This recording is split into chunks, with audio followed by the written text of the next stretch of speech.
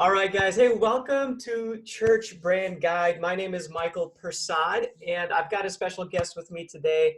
His name is Jon-Michael, and he's going to be helping us discuss some great brand uh, building strategies later on in just a moment. We'll get to Jon-Michael here pretty soon, but welcome to the call today. So glad you guys can join us and be part of the Church Brand Guide. I'm going to do a screen share here for you guys that are on the call live. And with the screen share, you'll just be able to see a slide deck that explains a little bit more about what we're doing.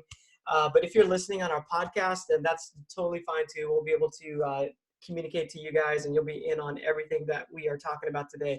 So Church Brand Guide is where we serve as your virtual communications director. From time to time, I'll have some guests on that are experts, such as Jon-Michael, and today is one of those days where we get to hear from Jon-Michael, and it'll be really great. But overall, our goal is to help you become your church's brand expert so you can turn strangers into contributors. I want to help you steward your resources well so you say yes to the right things and ultimately see more guests showing up, more life change taking place, and more people contributing to the vision that God has given you. There's 4 steps in our process that we hit on just on every call. And it's number 1 is to get clear. So if you're going to build a great brand, you have to be clear first about who you are, who you serve. Second, we want you to create the right experience based on that clarity. Third, we want to help you attract people. And fourth is to get buy-in. So once people do come, we want them to come back and start to contribute to the vision that God has given you. Today, we're going to be talking about how to attract people. We're going to really focus on number 3. Jon-Michael is here with us, and he's going to help us with some great tactics that he's going to share with us. Typically, as your virtual communications director, I want to share with you some resources and just some tips that I'm learning. So I'm part of a Vibrant Church, which is in South Florida. It's a church plant that, as of right now, is 6 months old. And we're doing everything from the ground up. It was one of the great challenges that I wanted to take on is, hey, can I apply what I do professionally to a church that's starting from the ground up? I'm not on staff. I'm just volunteering like many of you guys are. And I just want to make sure that I give you anything that we're learning on our end to help you go further faster. So one thing is, as you're leading creative people, just a tip that I've been learning about is that you need some talent. So in the creative arena, we have people that are interested in helping us out with photography and videos and things like that. And what I've discovered over the years is that you need a few people that are good, that are actually good at what they're doing, like a great photographer or video person, so that you can help build up some other people. So sometimes, especially in small churches, you have people that are wanting to learn. And if your whole team is made up of people who want to learn, then that's you're not really going to make a whole lot of traction. So you need to try to recruit some people that are actually good, that can help you get further with what you're doing. Easier said than done, I know. But if you find somebody, actually I have a neighbor that is a professional photographer, and I've been inviting him to come to church because I want him on my team. I want of course, this is a marketing conversation on this call. Of course, I want him to know Jesus first, but then also on top of that, once he does, I'd love to use his talents and abilities to help share what's happening at Vibrant Church. Second thing, Easter is coming up, of course. That's at the time of this call. Second quarter is happening. Right after Easter is Mother's Day. Maybe you're launching some new groups, and maybe some VBS things are getting ready to happen for your church in June and July. Father's Day is coming up in June. So I just want to bring those up. The better you plan ahead, the more effective your marketing can be. So I just want to point those things out that are coming up. You should be working on them right now so that those things are going to be promoted really well. Hopefully your Easter stuff is pretty much done and you're just ready to launch it and put it out. So your next thing is what's happening for Mother's Day or whatever's next in the life of your church. The resource I want to share with you is Basecamp. We use Basecamp at Vibrant. We just signed up about 3-4 weeks ago. It's been a really good tool for us as a team. And it is a paid thing, but you can get a membership that is for nonprofits. Makes it affordable. I don't know exactly what the pricing is, but I want to say it's about $90 a month. So Basecamp's been a good addition to for us. All right, well, let's jump into our topic. I want to introduce you to Jon-Michael. He's on our call today. And Jon-Michael, I know I've been getting to know Jon-Michael more and more. He's been working with Vibrant Church and helping us to get our marketing and brand strategy put together. Really what we're talking about is how to build our brand awareness. So once you have clarity about who you are, you have to get it out there. You can't just like hang on to it. So that's where marketing comes into play. And Jon-Michael is an expert in this area. He works with churches all day, every day. And he's just going to bring some great things for us. So Jon-Michael, welcome to the to Church Brand Guide. Michael, thanks for having me. I really appreciate it. It's great to talk to you and the Church Brand audience. Awesome. Yeah, thanks again. Why don't you tell us a little bit about what you do? Yeah, thanks for asking. My background is in marketing and church work. So I was a pastor for a long time, church planter, lead pastor, college pastor, that whole world. So I love the local church. We love helping the local church.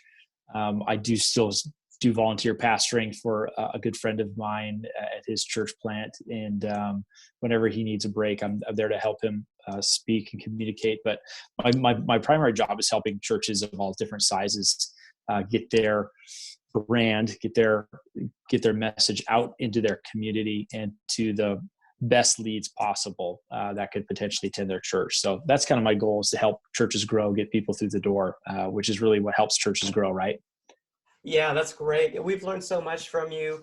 I love the way that you work by just educating and helping us understand the process. So I've kind of seen a little bit of a playbook being put together for Vibrant Church. So I just wanted to share that. That's kind of the outline of today's conversation, is some of the plays, so to speak, that you've helped us put together to allow us to get some traction. So our topic, I'm going to break it down in a couple of different ways. One is there's a problem that most churches have, and that basically it's hard to know what the right tools are to invest in when it comes to promoting your brand. There's so many options out there. There's Instagram and TikTok and Facebook and Google and everything else. So we want to help you narrow that down, cut through the noise. And Jon-Michael, again, is so good at this that he's going to give us some great things to work on. The solution is that we need to be using the major platforms, and we need to use them to build our brand awareness. So we need to use Google and Facebook and know what the right things are, because you can't do everything. Unless you're a mega church, you're probably not going to be able to get into everything. So we just want to give you some guidance on what it is that you can do to help you get your brand out there. So again, we're hitting on Google, Facebook, YouTube, websites, blogs, podcasts, all these different options. It's going to help maybe cut through the noise a little bit on how you can get going. Again, in context of where I am, I'm in a Vibrant Church. We're about 6 months old. And again, Jon-Michael is the one that's helping us get this out there. So Jon-Michael, let me kind of kick it back over to you. Overall, as a church looks to market, get themselves out there, get their brand out there, what's your approach? That's a great question. It really, when I'm talking to a pastor or a lead pastor, we work with large multi-sites and we work with churches that just started. And so we really need to look at what's going to be most beneficial with the budget that they have right now. There are a lot of churches that already have a marketing mentality, and there's some churches that don't have a marketing mentality. I can just be honest with you. I was talking to a church of about 5,000 people this week, and I said, what are you currently doing with your marketing, and what are you spending right now? And they said, well, we boosted an Instagram post for like $500 last week, and that's it. I'm like, you're a church of almost 5,000 people and you did one boost? I know planters who are spending thousands of dollars, right? So it's interesting because some people come into this with a marketing mentality and some people don't. And I think I like to start with just trying to infuse a love for marketing. And here's why. It's important, I think, for us to market biblically. How can they know the gospel if they haven't heard about it? And I think it's easy when you go to the same church every Sunday, when you're the pastor of that church, or maybe you're a big part of that church as a leader. You think everybody knows you're there. and everybody should be here, right? That's kind of the thought everyone has. But the reality is no one knows you exist. This will be harsh, so I'm sorry. No one knows you exist, and no one really cares. Okay, and I know that sounds terrible, but it's true. They don't know. They really have no idea you're there, and they really don't know why you're there. And so if we can create a level of awareness that they know where you are, and you can create a level of, here's the value that I want to provide to you and your family, you have absolutely broken through that marketing barrier. And so when I'm trying to talk to lead pastors of churches of large size or small size, I'm saying, look, you know you're there and you know the value, but the people down the street have no idea. And so we have to raise the awareness factor, and also make sure that we're communicating value add, right? Because everyone wants to know what what's in it for me. I know that's a little bit selfish as well, but we have so much to give, don't we? As churches, we have so much value to give to families, so much value to give to people, and not just because you should go to church, but because you want to, because this is such a beautiful place for you to be a part of. So You I know. do you have a guideline for churches, like a percentage or something like that, that you should be spending? Have you read it or researched it in marketing?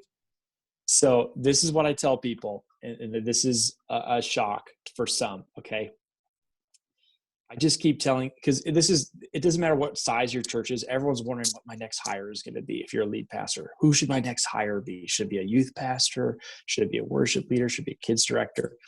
And I just keep telling people, hey, your next hire shouldn't be Gary. Your next hire should be Google. And they're like, what? And I just said, look, if I could tell you that you could hire a staff member, and that staff member is going to invite hundreds of thousands of people to your church this month, how valuable would that staff member be to you? And they said, how much would you pay for that staff member? Right. And everyone would be like, I would pay him a lot of money. And said, you have that staff member available right now. It's Google, Facebook, YouTube, Instagram, all these platforms that can be constantly inviting people to your church every week. So I look at staff salary level budgets, I think, is a great place to start. So for some people, that's $3,000 or $4,000 or $5,000 a month. I know that can seem crazy, but I think people need to start changing their perspective on that. I know it's kind of an extreme thing. I just say start where you can. If you can even start at $500 a month, $1,000 a month, that's a great place to start, to have some level of budget. And every business owner in your church, lead pastor, has a advertising budget. They're spending because they need that phone ringing, they need the register ringing, and so they're spending to find more business. And you can't complain about not growing and then not investing in marketing. If you want to grow, you need to market. It's just part of life and reaching people. So I know that may seem extreme. A staff level salary, I'm like, yeah, absolutely. Put a staff level budget on marketing, and that'll be your best next hire in my mind. So part of that too, strategically speaking, there's actually two parts to that budget. There's basically the part of the spend, how much you're going to actually That's right. use to buy the ads, but then there's also a second part: who's going to do it? So right, that's right. Most pastors aren't going to be great marketing gurus, so you might need some help. That's right. And that's where guys in this community come in to help, right? So, the agency in your town is going to be very expensive. And so it's great to be a part of this community where I know many of you guys are doing marketing for your church or for your pastor, or maybe you're looking to hire an agency. It's good to find guys that can have a low agency fee so you can put more of that money to work, right? And that's important. That's good. To kind of figure out that balance. Any tips on finding a good agency, or any tips you can share? Yeah, the best tip would be, kind of communicating, look, we're a nonprofit, coming in with your set budget and just trying to see how, if that agency is willing to use the majority of that budget to work for you, right? So I was talking to a planter. He was spending $2,000 a month. It was like $2,200 a month, something like that, with an agency. And he said he wasn't getting results. And I said, well, kind of give me the breakdown. He said, well, 2,000 of it is management and 200 of it is spend. Right. And so I said, well, it didn't work out percentage wise. Right. So he's really only having $200 working for him every month. So you need to have that conversation when you hire an agency. Talk to them about what does that break down? What does that look like? Because you want the majority of that money working for you. So, you know, every agency is going to be different on that. So make sure you have a conversation and see what that looks like and negotiate, you know, and just say, look, you know, because they need to be, because they're obviously working very hard. So they're managing the products. They do need to get paid.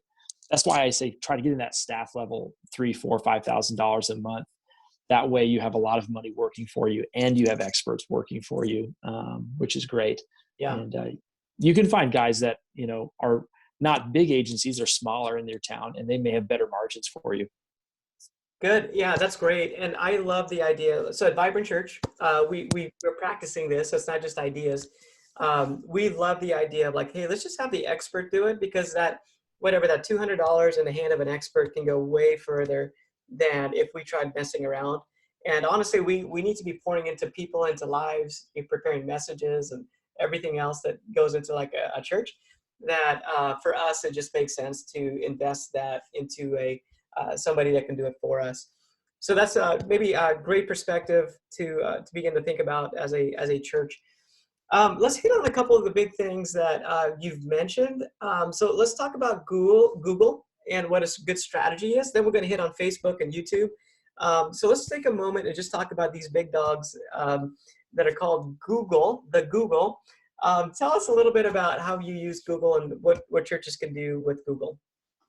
That's a great question. It's every product in ebbs and flows and changes, and for every industry, it's a little bit different.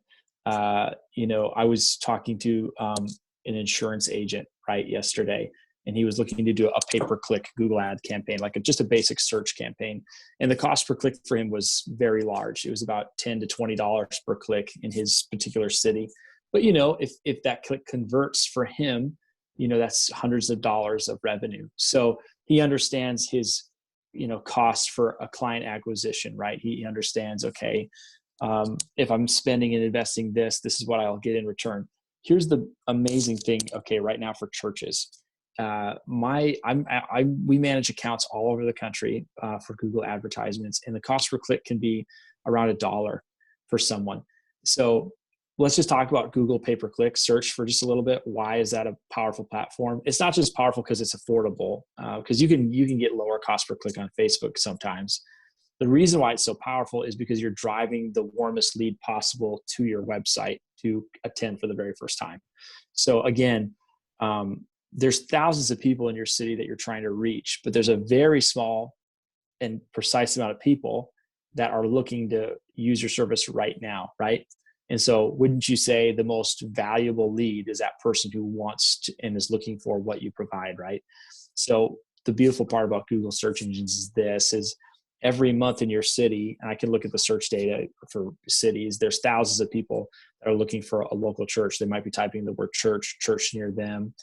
And this really goes well for people who are Christians and people that aren't Christians that are looking to attend church for the first time.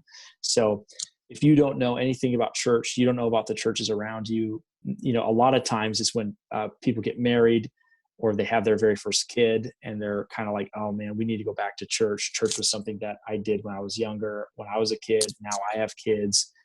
Or maybe there might be a crisis in their life. They're ready to go back to church.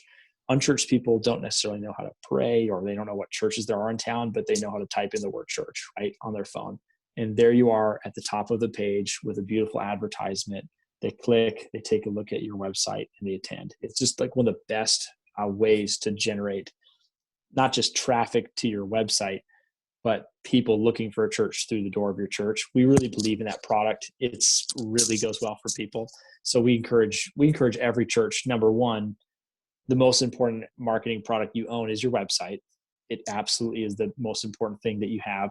And I think the second most important thing is making sure that you're on page one at the very top. You know, that to me is the second most important thing. You know, having a great website without having the search traffic is like having a Ferrari without gas. It just doesn't make any sense. You know, you want to work that website and get that thing working. So the more people you're driving that website, the better. Yeah, let's unpack the overall strategy. Google basically is at the front end. We're That's trying right. to grab as much people as we can, and from there we send them to our website. That's the right. website is going to point them to our service. That's So right. that's kind of the flow. And again, Jon-Michael's helped us to identify this. The other part of this formula is that Facebook fits in there, and Jon-Michael had us like install a Facebook pixel. We actually had one in there, and he just uses that Facebook pixel to see who's coming to the website, and then is able to retarget them on Facebook. So Google drives people to our site, as many as we possibly can, to hit our website. From there, Jon-Michael is able to retarget those people with more specific ads. Jon-Michael, why don't you share a little bit about Facebook? Yeah, that's really important. So I shop for shoes all the time, but if I bought every pair of shoes I looked at, my wife wouldn't be with me right now, right? So when I go to, it's called remarketing, right? So you go on Nike.com, you take a look at a pair of shoes, you love them, you can't buy them, so you're on Facebook later that day, and they're that same pair of shoes. They're just staring at you right on your feed. How do they do that, right? Well, that's the pixel technology for remarketing, right? So we can use that same technology when it comes to someone who's looking to attend your church, right? So they have done a Google search. The traffic has now come to your website. You're taking a look. They're taking a look. They're thinking about it, and then they get to see you again on Instagram, again on Facebook. That's basic remarketing. Now, here's my only caveat: you need to have enough volume on your website for that remarketing to really be worth it for you. If you're driving around 500 to 1,000 people to your website per month, that remarketing product is very effective. If you're not driving, if you're driving under 500 people or even under 1,000 people to your website per month, the remarketing product isn't as effective. So I look at the number one priority is to generate as much traffic possible to the top of the funnel to your website. Once you've hit that goal of 1,000 people per month on your website, then I look at the remarketing product as a fantastic product as a follow-up. So you get another impression and another impression, if that makes sense. So you really have to commit to generating a lot of traffic. And then that remarketing comes into play, and it's really, really good. So the only reason I say that is, if a client is saying, I want the remarketing product, I say, yes, let's do it. But let's keep priority one, getting as many leads as possible to the website. And because Facebook won't even allow the remarketing ad to work if it's too low of a volume, if that makes Wow, sense. So that's just a little tip for you out there for those of you guys managing it. Mm-hmm. that's great, because even we started off using Facebook first and trying to manage that. So we learned a lot from you. So again, Google, get as many people as you can through Google Ads. Also, this Google Grant. So we're almost out of time, but I do want you to kind of mention Google Grant, because you gave some really good insights on Google Grant. Yep. The short story of Google Grant is there was a time when it was very effective, but unfortunately Google Grant is not guaranteeing top of page. They're not guaranteeing page one. And because of that, it's not an effective product for what you want to do. So I'm probably one of the first people to start this call to move off of the grant and into the paid space. I moved about 18 clients last fall off of grant and into the paid space, and they saw, multiple times of greater effectiveness into the paid space. So if you're currently doing a grant, my strong suggestion would be to move off of the grant and into the paid space. Yeah, bottom line, I think you explained to us that the grant spend is not as Google, they're not target, it's not as effective. Basically, they kind of penalize you with that grant. That's right. Okay. And if you have someone competing in the space, you'll never compete, because the Google will always favor a paid person. And if they have to, because otherwise they'd be artificially raising the price, if that makes sense, with their own gift. So they have to favor the paid players. And so right now it's important to move into the paid space. So again, just pay attention to your numbers. If you don't like what you see, maybe that's what's happening. That's kind of what happened to us. We just needed to we have the grant and all that stuff going on too, but you just got to look at the numbers and make some good decisions on that. So for the sake of time, let me just touch on the website real quick. So Jon-Michael, you said that the website is super important, and you told us there's two pages in particular that you really like to be really humming. One was the visitor page, and the other one was a good kids page. Can you unpack the idea behind that? Yeah, absolutely. You have to think about your key decision makers and who's making the decision to attend church, right? I know many times it's the woman in the home with kids who's saying, I want to go to church, and she's bringing her family with her. And so if you're not answering her questions, if you're not providing content that's specifically targeted towards her, I think you're missing out on an opportunity. Obviously, men are looking at the website as well before they choose to attend. But we know that about 80 to 90% of people are going to always go to the website before attending a church experience. So that includes your Google My Business page. Okay. I know a mega church right now. They're one of the largest in the country. Their Google My Business page has photos from like 3 years ago, and it looks terrible. Okay. And many people, that's their first photo they see is that right-hand column. And so your Google My Business page having beautiful photos, making sure your website have photos of the experience and photos of happy kids, photos of happy moms is all important. But ultimately, you've got to answer their questions so they feel safe enough to attend, right? So most websites, they've got what we believe theologically. Well, that's good. You've made them feel theologically safe about attending your church. That's important. But what about the other questions? Parking, kids ministry, will I be singled out? All those different key questions like, what do I wear?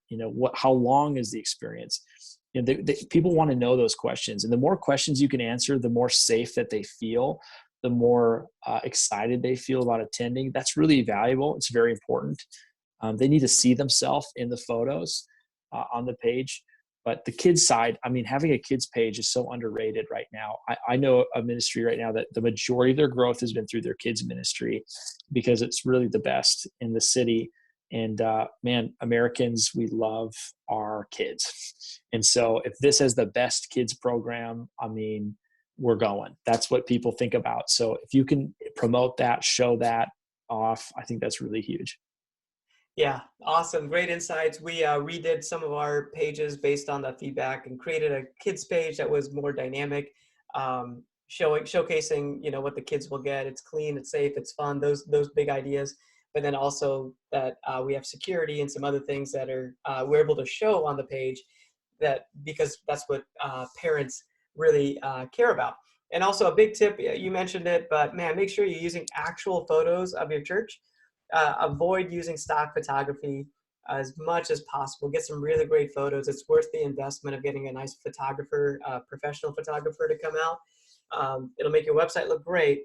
I've been designing websites for a long time, and no matter how well I try to design, if the photos are bad, the website just doesn't look good. So do a favor to your website developer and get them some good photos, but also do a favor for your people checking out your church and get some real photos of your church that are, the smiling faces. It's the happy results that people experience when they're involved in the life of a church. It's community. It's all these things. It's some worship pictures, but not only worship pictures.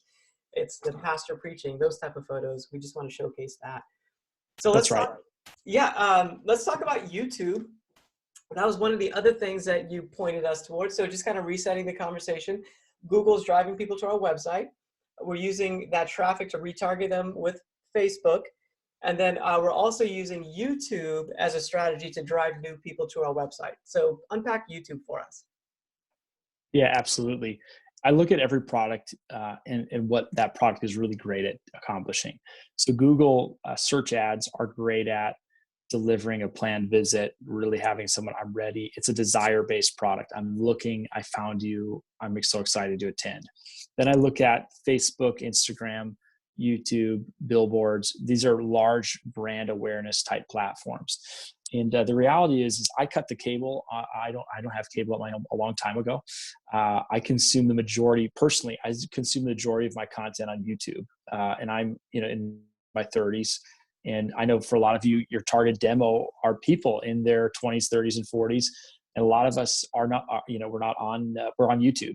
So YouTube is a fantastic platform to get large brand awareness, geo-fenced in your city. You can target specific channels that people watch, or you can even target specific demos of people on YouTube. So again, YouTube has the power of all this data being a part of Google, right? But then it's also this happy brand. It's this happy platform that people can connect with. So we recommend doing 15-second, or you can go up to 30-second skippable ads. In that first 6 seconds, you can get a lot of content out, and then they hit skip and you're not charged, which is great. So it's actually one of the more affordable platforms right now. It's also not very busy. Not very many churches are on that platform, frankly. Not very many local businesses are on that platform, and they should be. because it's a really good platform to be on. Facebook is just very busy right now, and you could really cut through the noise and get right now, again, where this video is being recorded, it might change after people listen to this and I'll spend, but right now it's a really good spot to get a lot of brand awareness. And we look at that as a great awareness value. And I kid you not, this Sunday, one of my clients in Las Vegas, we're running a couple of YouTube campaigns. He texted me and he said, "Hey man, I've got 3 new families in our growth track class this afternoon. And guess where they're from?" And, I'm just guessing Google search, because that's always a great product, Google, right? And he said, no, all 3 were from YouTube. And I said, "You're kidding." So YouTube, it's a big awareness product, but it also can convert people through the door too. So again, they don't know you're there. They don't, and they don't know the value you're providing. YouTube, you get to visually show that to a large, again, you solving both problems at the same time. Huge awareness factor and big value add. And I suggest everyone gets on there. Awesome. Yeah. So again, you've turned us on to YouTube, and we're using that now at Vibrant Church. Makes a lot of sense.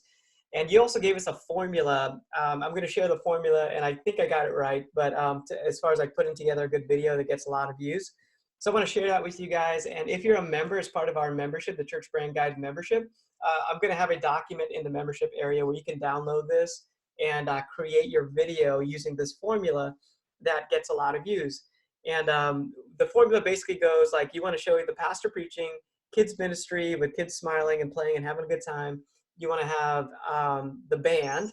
You want to have people in the lobby smiling and engaging. And I think that's it. And then you just kind of repeat it for less than 15 seconds, basically. So the idea is that when you're scrolling through your feed on Facebook or Instagram or even on YouTube, when you're watching that ad, you just want to hit those areas, and the clips should be cutting pretty quick. So you might go through those clips about 3 times, 2 or 3 times even, so that people can get a really good glimpse of the church as you're scrolling, so that hopefully they do pause and they click into your ad. Jon-Michael, anything else to add to that? Yeah. So you are selling a feeling even more than you're selling anything else.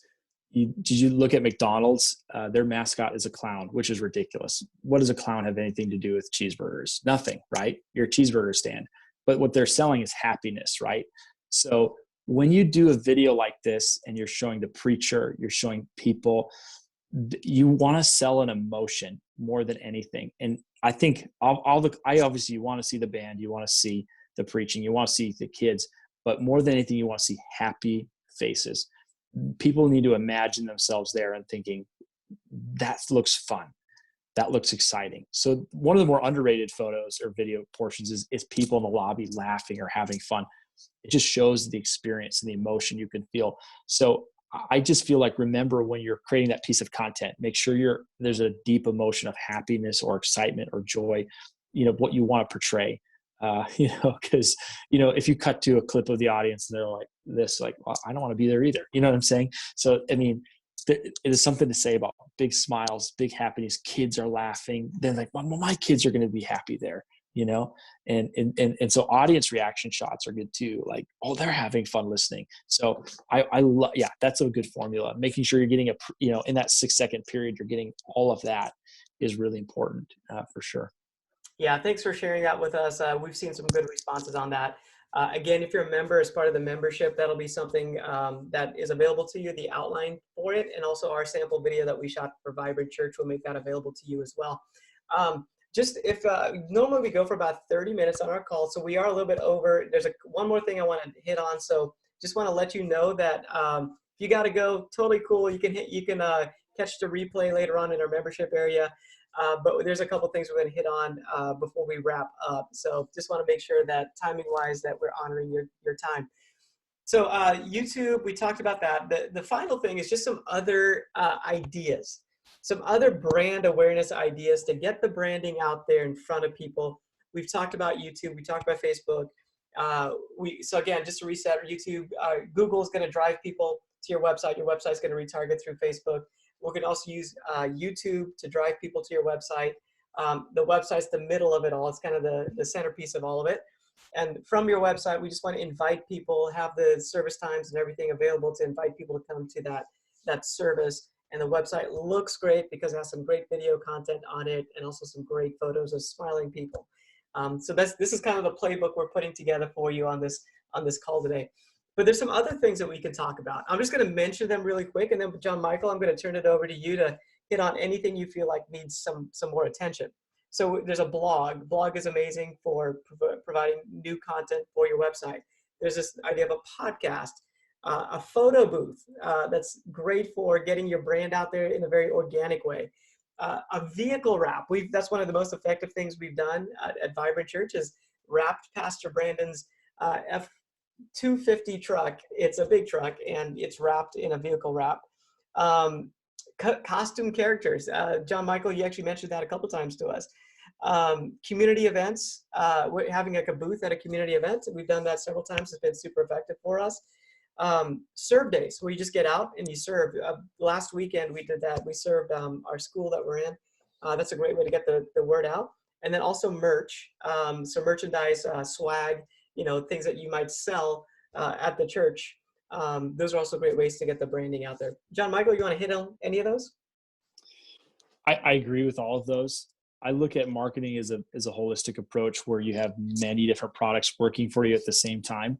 I think every church should also partner with local charities and nonprofits so that you have your brand associated with another brand in your community that's making a difference. It gives you an opportunity to rub shoulders with people who are truly, saving lives in your community. It could be a Make-A-Wish Foundation. It could be some other local chapter. I encourage a lot of pastors to rub shoulders with other nonprofit leaders. I think that's a really good opportunity. And when you purchase a sponsorship at one of those banquets, your brand is associated with that brand. And I think that's a good place for a lot of pastors to be that a lot of people aren't doing right now. And I think guys that do have a really good effectiveness. I also think about moms as being one of the driving factor for growing churches. I think if you make mom-centric events, I think it really helps your church grow. I think you can partner with local daycares and Montessori's. You can bring little baskets if you want to. Just saying, like, hey, how many moms do you have in this Montessori? Great, you've got 40 moms. We want to bring 40 gift baskets saying, hey, God bless you, and you're invited to our church. Those are small little creative ideas you can do to connect with your target demo. So, I think more than anything, do you know who your target demo is? What are you doing to get your message in front of them? And how are you doing it? Generosity, medical debt buys. Has anyone been talking about that in your community? That's huge. There's nonprofits now that can purchase bad medical debt. I have a church I'm talking to. They're looking to spend, I think it's like $20,000 will forgive $2 million of bad debt in their city. That is a huge story. Okay. So that gets you every newspaper and person is going to call you, so there's lots of opportunities like that for you to be generous to your community and be known for something. Here's another one people do. Free mechanic work for single moms, doing that for a weekend, free oil changes for single moms. Like, you're getting your brand and you're known in the community for your generosity. Big deal. Very good. Yeah. Thanks for sharing those other ideas and concepts. So brand building is just knowing who you are and then doing what's genuine to your brand. That's right. Just because you see another church doing it doesn't mean that it's right for you. So all these are great ideas. But if a photo booth just doesn't work at your church, like, don't do it. It's not a gimmick. It's like a microphone that just enhances the voice that you already have. So just because it's a good idea for another church doesn't mean it's great for you. So keep that in mind as you're looking at ways to get your brand awareness built up. So I do want to provide, like I said, in our membership area, you can become a member of our church brand guide. And through that, I'm able to serve you more as a virtual communications director to guide you through just training and how to do this job well. I've been doing it for a while. Jon-Michael's been doing it for a while. And there's other people like him involved in this resource as well. So I'd love for you to check that out. This time around, we're going to put the video formula that we talked about. We're going to add that to the resource. So that'll be something new that you can catch in that membership area. Jon-Michael, before we close it out, you are with Rocket Media, and so you are a agency, small agency that specializes in working with churches. What is it that you do? Just tell us in your own words real quick. Yeah. So what we do is we provide solutions for some of the newest, smallest, largest, and fastest growing churches all across the country. So we provide marketing solutions at an affordable rate. So again, my background as a pastor, we wanted to market, but marketed, the barrier to entry was very high because agency costs were high, and so our desire was to create an agency that a local church pastor could afford, so that we could get more people through the door of the local church. So we provide our probably our two primary things that we provide are Google search ads and YouTube ads, because the Google products tend to be more difficult to manage. And so that's what we're known for. People come to us for that. And then we also do the Facebook retargeting, which can be difficult. So those products that seem to be overwhelming, we love to manage those for clients. And it's a pleasure. We really enjoy it. And What's the best way to contact you? Is it on your Facebook page, or what's the best way to contact you? They can just go to therocket.media and you could schedule a free consultation with me. My calendar is on there, so you can set up a time for me to have that initial conversation before we connect you with the team. So therocket.media, you can schedule time to connect. We can kind of create a custom plan for people underneath your budget. We don't want to extend you where you're not comfortable. So we want to make sure we stay with the budget you have and work with you. Awesome. And I've really appreciated that about you as we've been working with you. It's just been, we're maximizing where we are, trying to push us beyond what we can handle. And I really appreciate that. You keep on checking on us. Hey, is this okay for you guys? That type of thing. So that's been great. That's right. You also have a pastoral perspective, so you bring that to the table as well. So I've really appreciated that as well. But hey, thanks for hanging out with us, Jon-Michael. This has been great. For everyone on the call, thanks for hanging out. If you have any questions, feel free to text that in. And if you, beyond this episode, you can also email any questions that you have, and we'll try to get back with you with all those answers. So thanks for joining us today, Jon-Michael. Thanks again for being with us. Michael, my pleasure. Glad to be with you. All right, guys, take care. I'll see you guys next time.